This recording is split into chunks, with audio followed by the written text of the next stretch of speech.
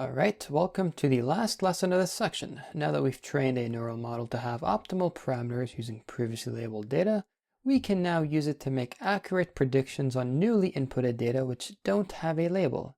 We will replot our fitted model right over here, and we're going to make a prediction on a random point that I will initialize, point 1, which I will set equal to torch.tensor.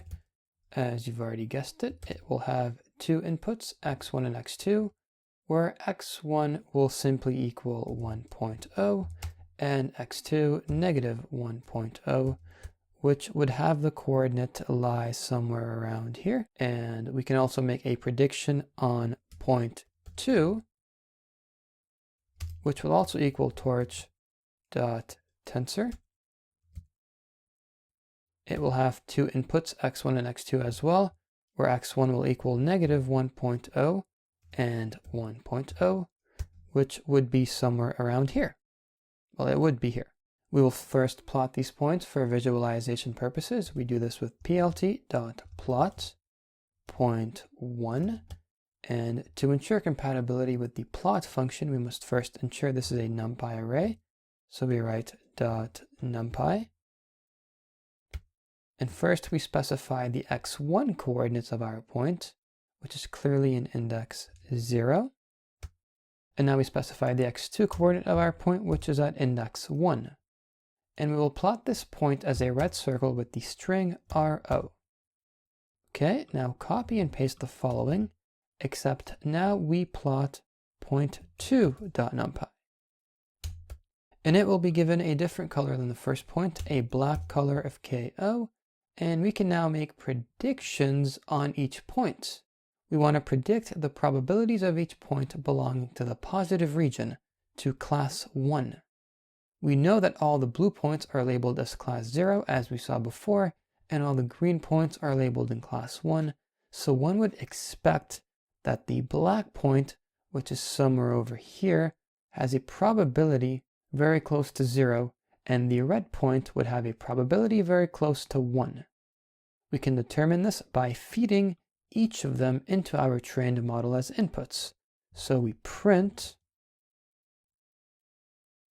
red point positive probability is equal to a placeholder, and we're gonna .format to fill the placeholder with the model.forward point 1, such that the red point positive probability equals its prediction, and this gives us back a tensor value, which we can simply convert to a number by specifying .item, and copying this for the black point, point 2, we're going to put black point, and change this accordingly.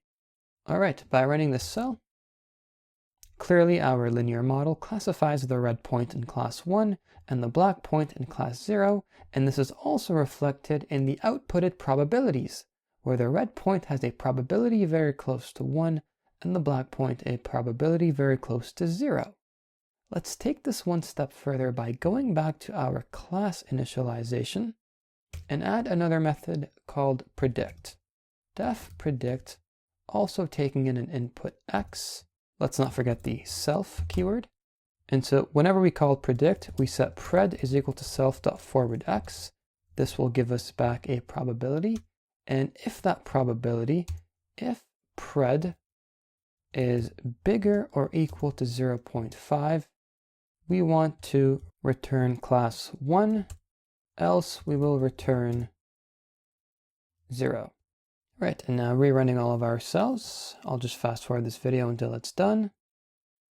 All right, so back here, we put two more print statements, copying the following.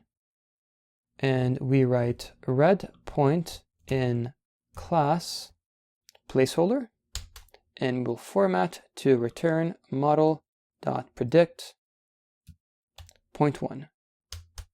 Copying that for the black point. Black point is in class placeholder, format model.predict point 2.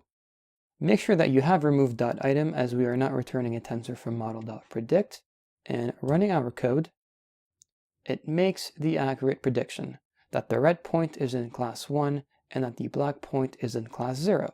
Perfect. You've trained a model to accurately classify between a binary dataset that was previously labeled, and then used that model to make accurate predictions on newly inputted data which didn't have a label. In the next section and thereafter, we start building much deeper neural networks and train them to classify between much more complex datasets. I will see you there.